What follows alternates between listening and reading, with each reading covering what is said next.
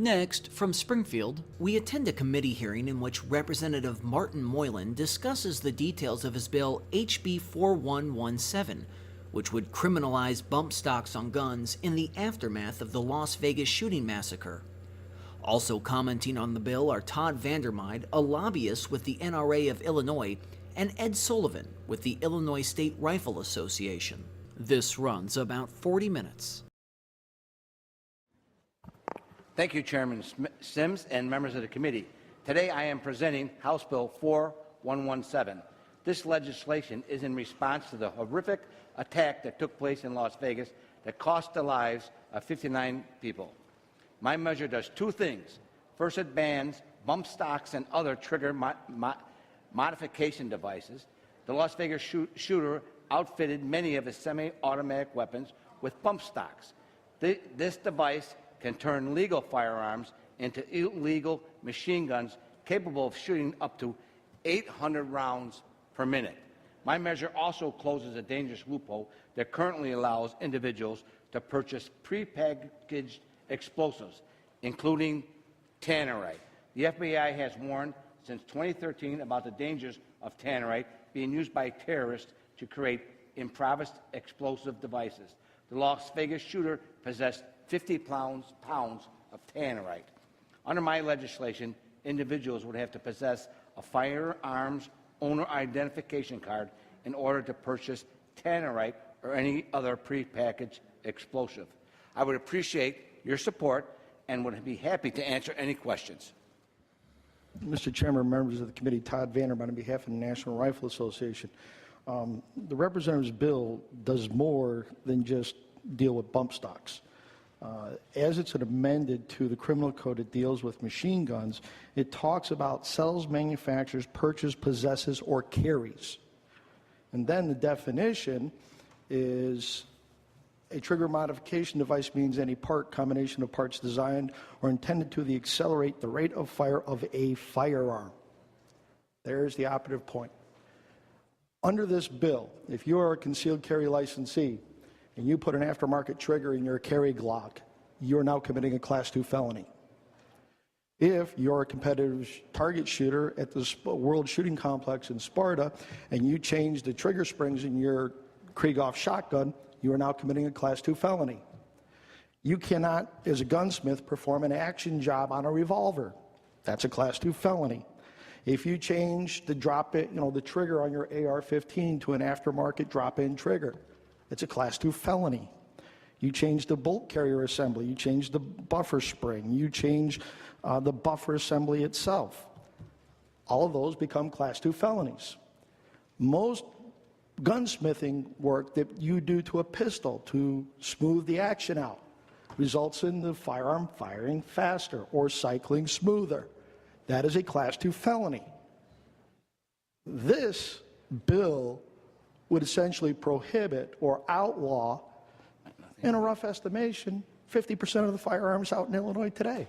It would make it criminal out of the vast majority of the 2.2 million FOIA card holders for mere possession. Doesn't matter that you have a carry license, that you've been vetted through fingerprints. Doesn't matter that you're a FOIA card holder, that you get vetted with 360 background checks every year. None of that matters. So this may be a response to what took place in Las Vegas. The net result is criminalizing a lot of very common things that gun owners do to modify their guns to make them shoot better, to make them shoot more accurately. And it seems to be a gross overreaction to criminalize these actions. And I'll be happy to answer any questions, although we take no position on the tannerite. But it seems just that we're getting a little absurd here. I have a firearm owner's identification card. It's been firearm owner's identification card for my entire lifetime. However, we've now added switchblades, tasers, stun guns, and now it looks like we're going to be adding tannerite in quantities like that. So what is it that I just have to have a card in my pocket that says I'm not a criminal? Is that where we're going?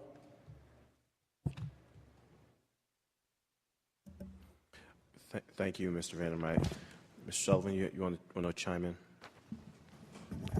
Reference to time, and you only wanted one opponent. I won't add to what. First off, Ed Sullivan. I represent Illinois State Rifle Association, a different entity than Mr. Vandermyde. I just wanted to bring up that while we fully agree with what was just said, there is a secondary bill out there that Representative Bart Wheeler, a member of the committee, has that would ban bump stocks. And so there's been a question of how does the other side meet us halfway. You have the Illinois State Rifle Association writing and helping promote a bill to ban a component of a gun. And so that's our offer to do something good, to do something that this committee has asked for in the past. And so I just wanted to bring that up. So House Bill 4120 is a bill that is now out there in the press as being supported by the Illinois State Rifle Association. Thank you. Thank you, Mr. Sullivan. Representative Ford? No. Okay. Representative Gazzardi? Representative Wheeler? I had no takers. Thank you, and thank you, Representative Moylan, for bringing this bill, and thank you to Todd and to Ed for coming and testifying. I appreciate the plug, too, for the bill, House Bill 4120.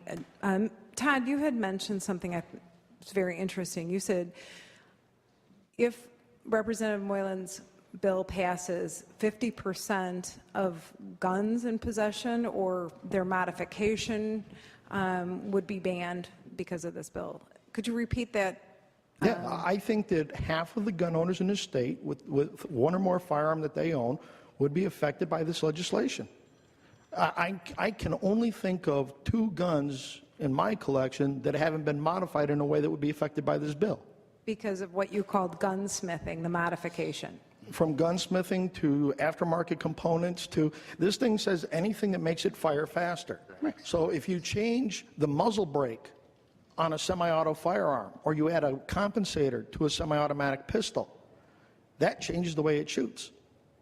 That means that that addition to the end of the barrel is a Class 2 felony under this. You also described this bill as being a knee-jerk reaction to what happened in Vegas. Can you explain why you suggested that? These bills were filed long before we had what I think any serious facts about what actually took place. It is now 3.5 weeks later, and we know that the individual used a bump stock, one or more of them. I think when you have the time to look at the facts, and we still don't have all the facts because the timeline has altered a couple of times from the accounts that the police department has given us, that once you have all those facts, then I think it's time to sit down and look at policy. The National Rifle Association has said that there should be, ATF should look at the regulation of bump stocks. I think there's places to look at, and I think that there's a time to look at what we know based on facts, not emotion, not hearsay, not conjecture. And I think the best public policy is built around facts. So you gave a great description as far as what these modifications, why gun owners use them. What's the sole purpose of a bump stock? I think a bump stock is a novelty item that when you keep telling people they can't have certain things, they will try to find a workaround. So if we were, let's say House Bill 4120 is passed, what percentage of guns or owners would have an effect on their gun ownership? What you said 50%. If this bill passes, what would be, how many bump stocks are actually in the state of Illinois that would have to give up their possession for this novelty item? Representative, I can give you a nationwide number. There's about 150,000 nationwide. I have no idea how to compensate that down to Illinois. Okay. Thank you. Thank you, Representative. Representative Moylan, would you like to respond? I'd like to be clear about a couple things. Nothing in this bill prohibits aftermarket triggers. Nothing says you can't change your trigger. It only prohibits modification devices which accelerate the rate of fire of that of a machine gun, of a regular semi-automatic weapon into a machine gun. Law enforcement and military and other relevant individuals are not affected by this bill. This is not a knee-jerk reaction. This is what we do responsibly to protect our citizens. My measure is focused on modification devices and an explosive substance, not the firearm itself. So let's not stop all this knee-jerk scaring individuals what's going to actually not happen. This is what we do because of an event that happened, and we have to act to save lives. To say that it's too soon, when it's too soon, it's 3 weeks after the event. There was a Tribune editorial that had a calendar with X's marked on it for every day we didn't do something. Members of the legislature and leaders, it's upon us to act responsibly to pass common sense gun legislation. And I ask all of your support. I would like to pass this out of the House, out of the Senate, and have the governor sign it so we can say, as the state of Illinois, that we are the leaders. Thank you for your support. Thank you, Representative. Representative Slaughter. Good. Thank you, Mr. Chairman. Representative Moylan, again, thank you for bringing this subject matter before us. I think everyone in the room understands the importance of discussing this. I'm trying to get a little bit of clarity, and this is for all of you up there, around the public policy discussion with bump stocks. So nationally, are there any other states that have banned bump stocks? Well, actually, can we back up just a half step to what they actually are? It's my understanding, this kind of came to light for me personally in regards to the horrific Las Vegas incident. It's my understanding it's a device that can be applied to a semi-automatic weapon, making it a fully automated weapon. But there's been a lot of questions about what bump stocks are, what they do. Can you tell us what exactly they are and how are they used? I know we want to dwell on the Las Vegas shooting, but outside of that, why and how are bump stocks used? Who are you asking? Yeah, well, everybody, but All right, Representative, I'll start. What a bump stock is, the most common one is a company called Slide Fire. And you replace the butt stock on, and it started with an AR-15, you replace the butt stock. You put the new stock on.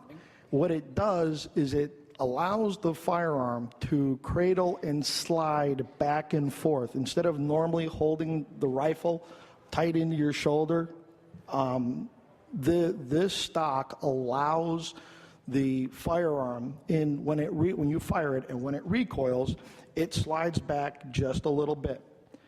Then by holding slight pressure on the forearm of the firearm, you're pushing it back into place. You're not manipulating the trigger with your finger like that. The recoil from the firearm is forcing it in a shaking motion like that, and that's what gets the acceleration in its usage. That's what happens. You can accomplish the same thing with either a rubber band or putting your finger in a belt loop. okay, That's what a bump stock is. okay. I got All right. a definition. I'm going to give you our definition. Okay? The current law banning machine gun refers to trigger functions and prohibits weapons that fire more than one round per function of the trigger. Gun manufacturers have figured out a way around the law by creating devices that accelerate the rate at which a trigger is pulled. This bill would ban any type of device that allowed for such a workaround, with language specifically prohibiting the two current types of devices, bump stocks and gad stops. Bump stocks, the first type of modification device specifically banned by this bill, in which is commonly called a bump stock. Bump stocks function by using the natural recoil of the weapon to force rapid compensations of the trigger.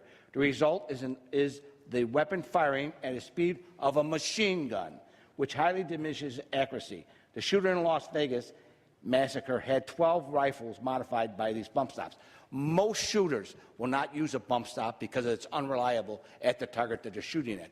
This individual modified semi-automatic weapons into automatic weapons, and it's our responsibility to stop this use of this device. Okay, all right, thank you for... It wasn't an automatic weapon.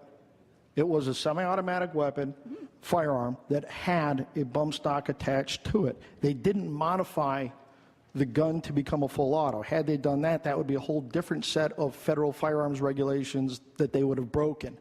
That's why ATF said these devices were legal, because they didn't alter the internal trigger mechanism to where you hold the trigger and the trigger itself, and then the hammer follows the bolt every time, and it's multiple shots for a single pull of the trigger. Let's be clear.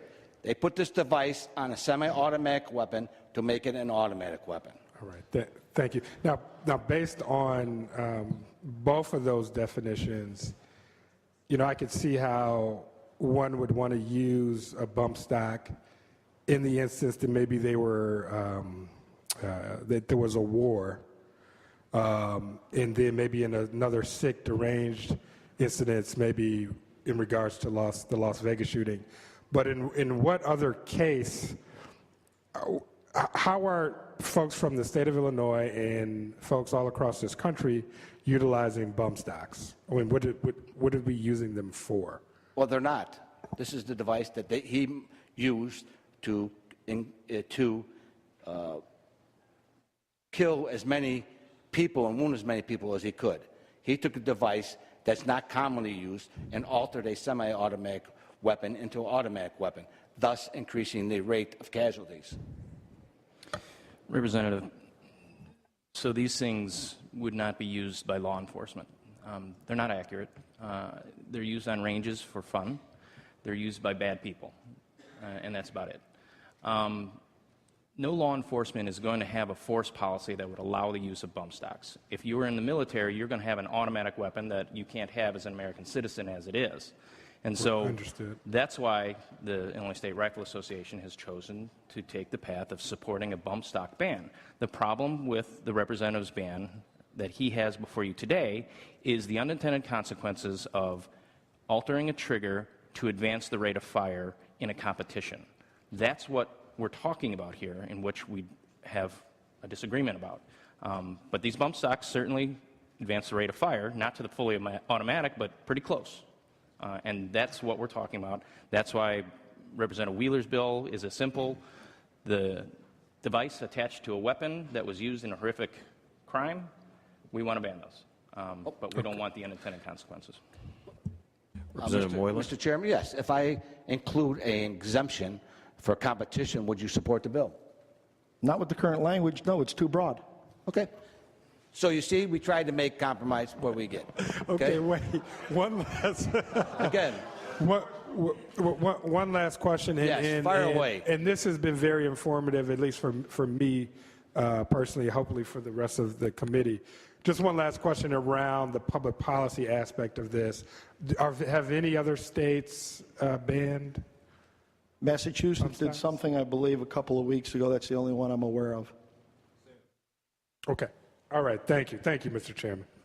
Thank you. Thank you, Representative. Representative Mitchell.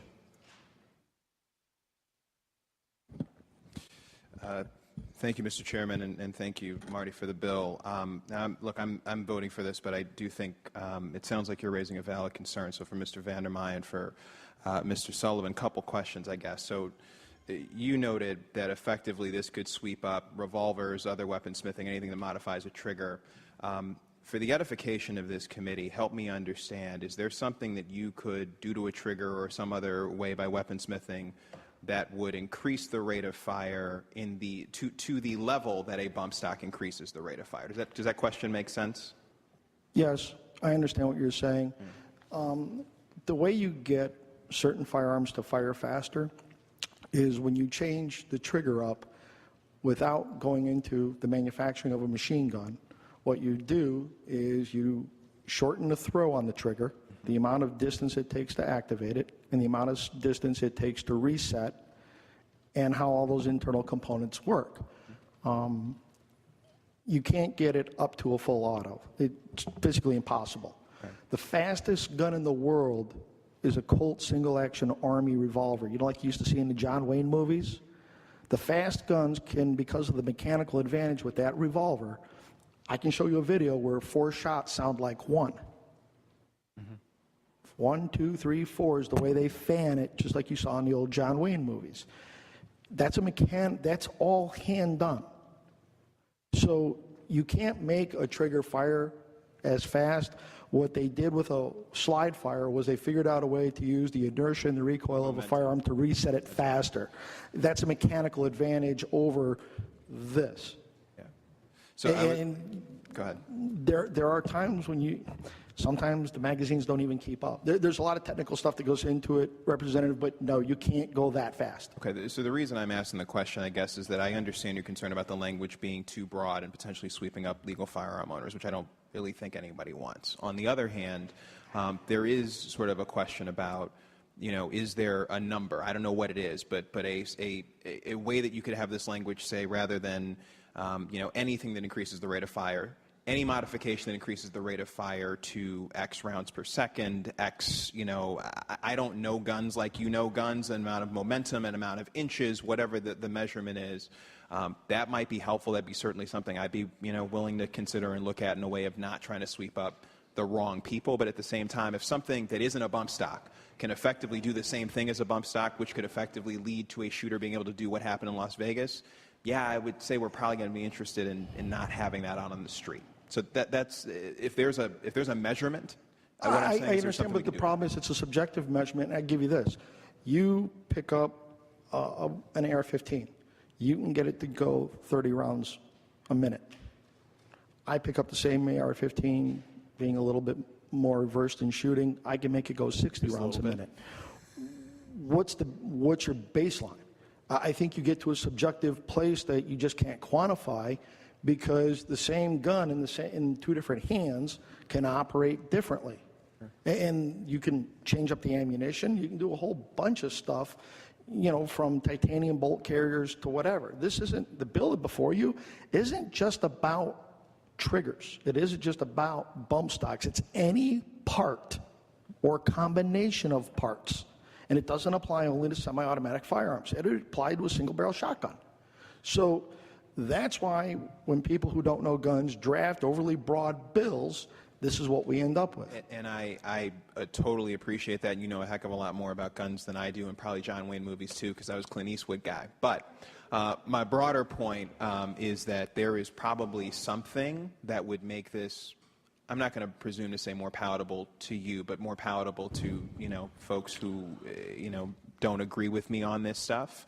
But that also protects public safety in the way we're trying to protect. We're not going to solve it here, but there is something that gets within a range of approximation of an automatic weapon, something that doesn't go all the way to getting at legal gun owners, but at the same time does ban this behavior. So I'll stop talking, but it would just be a suggestion. I understand that the NRA doesn't support bans on, a lot of things. I will say that whatever former Representative Sullivan and Representative Wheeler worked on certainly has a much narrower definition to go at, what was actually used and not. Respectfully, Mr. Vandermyde, I appreciate that. What I'm saying is I don't think that's necessarily the right answer either, because if there is a series of modifications one can make that skirts federal law, skirts manufacturing regulations, et cetera, and has the same result, almost, and you noted it would only be almost, of creating an automatic weapon, that's still problematic. And I think that that's something we ought to be considering how to figure out, not to have on the street. That's all I'm saying. So thank you. Thank you, Representative. Representative Wheeler. I just want a clarification. I thought it was already, the modifications that are addressed in this bill are not all of them aren't modifications to take a semi-automatic and make it an automatic. And it's already federally illegal to do that, correct? If you were to take your a rubber band or anything, any modification to a semi-automatic to a illegal automatic, it's already an illegal modification. Is that correct? If it's an actual converting a semi-automatic firearm into a machine gun, that is already illegal under both state and federal law, and it is a 10-year federal felony. Under the federal law, under the ATF, you get charged for possession and for having a non-registered machine gun, a post-86 gun, and there's a whole bunch of other stuff that goes along with it. The modifications that are in this bill, though, I heard from my hunters and legal gun owners, the modifications in this bill, which don't have any effect from a semi to an automatic, whether it be in hunting or in competition, those modifications are being affected by this bill. This is why legal gun owners are having an issue. And then, Representative Moylan, you and I had a little bit of a conversation about this bill when you first filed it, because I understood the logic of, especially the logic of banning bump stock, especially since they're known as either a novelty item or an automatic deadly weapon. I mean, there is a clear, at least for me, understanding as to why we would ban such a novelty item. Right. But this expansion in your bill in regard to the modifications that you're addressing that don't take a semi-automatic and create an automatic, that actually have a result to our hunters and to our people who are in competition, and then you throw in tannerite? No, really? wait, Where are you going? It just seems so expansive and such an overreach. When you say work with us, when I reached out to you and I said, no, let's narrow this down and address the issue that really was the issue in Las Vegas that came to light, as Representative Slaughter said. We didn't really know about them prior to this. Now we know way too much more than we would like to. Why expand it so much? Well, wait, Representative, we're not talking about legal modifications. We're talking about bump stocks and altering the way that the guns are used. And what do you mean throwing tannerite? Tannerite is a compound that when you shoot it, it explodes. No, so, I understand okay. that, but the whole issue and with... we're not expanding anything. We're just saying that when you alter a gun, a semi-automatic gun, to a automatic by use of a bump stop, we're saying that should be banned. And that's House Bill 4120. Your bill goes through all sorts of modifications. Representative Wheeler, let him answer the question. Let him answer the question, please. We're not banning tannerite. We just didn't throw it in. We're saying that you have to have a FOIA card to purchase it. Okay, let's... Okay. Yes, all right. You're asking for a FOIA card for tannerite. Why? Correct. Why in this bill? I think we addressed it last session. Well, because the guy used the mass shooter had 50 pounds of tannerite. And did he have a FOIA card? Or was he legally able to buy guns not just in the state of Nevada but elsewhere? Well, here. So what would have been prevented there? Well, if we would have banned bump stocks before he went mentally insane, he wouldn't have had bump stocks. And if we would have had him have a FOIA card to purchase tannerite, we could have tracked that. So you're saying that just because my bill tries to protect people, I shouldn't do it? No, we have to act responsibly, Representative. Bump stocks alter a semi-automatic weapon into an automatic weapon and that can fire. Okay, well, but wait, we can fire 800 rounds per minute. Okay. Agreed. You should ban those. I'll file a bill. Oh, I did. Okay. And it's simple. The rest of it, though, goes it's so overreach that you've completely muddied the water. No, wait. I will be voting no, not because I don't believe in the ban of bump stocks, but because I'm completely perplexed as to why you muddied the water in regard to what could have been a really good bill. I take exception to you saying I didn't muddy the water. Nothing in this bill prohibits aftermarket triggers. Nothing in this bill says you can't change your trigger. All this is after bump stocks and tannerite. Come on, this is common sense legislation, Representative. Apparently it's not, because if 50% of legal ownership is going to be effective. Representative Wheeler, I think we've asked and answered this particular question. Right. I think it's time to move on. Representative Ford. Thank you. For the record, it's clear that if his bill only had the bump stock, you would support it. Whoever is opposed. So the Illinois State Rifle Association is in support of House Bill 4120. So if his bill just If you want to take 4120's language and amend it, gut and replace it, put it on this bill, we'd be more than happy to do that. And what is the other one? What's the other target that we're trying to? Tannerite. Tannerite. Do you have to have a FOIA card to purchase that? No. Okay. So we're saying now that to purchase this explosive compound, you would have to have a FOIA card to purchase it. But also, 4120 doesn't ban trigger cranks, which are also dangerous and turn illegal guns into machine guns. Let's be clear. Our bill is to stop the bump stocks and trigger devices that alter the way that they shoot into multiple shooting devices called almost like machine guns. That's what our bill is. Very basic. It's not an expansion of anything. So bump stock is it manufactured as something that you could buy in the store? It may have been stated, but is this something that individuals do on their own, or you could go buy this in the store to add to your gun? There are a couple of versions that are commercial products. Okay. But if someone does it and they alter their gun, that's what the illegal part is. If the police catches a law-abiding citizen with a... If you put machine gun internals onto an AR-15 or an AK or something else like that to make it function as a true machine gun, that's illegal. The bump stock does not alter the internals on the firing of the firearm. That's the difference. That's why ATF did not classify it as a machine gun. There's a difference there. So, but again, you know, the bill deals with any firearm, anything that makes it shoot faster. That goes to a single barrel shotgun, a double barreled shotgun, a revolver, a handgun. It's not limited to semi-automatic firearms. And the last question, it's targeting the, what did you say that was again? Tannerite. Why is that used, Tannerite? Why do you use that? Is that used for the Army, Navy, Air Force, Marine? Who uses that? Shooters use it as a reactive target. So you're shooting long distances, you hit the target. So no one really needs it unless a person is really a law-abiding gun We take no carrier. position on, you asked me a question, Representative, we don't take any position on the Tannerite portion of the bill.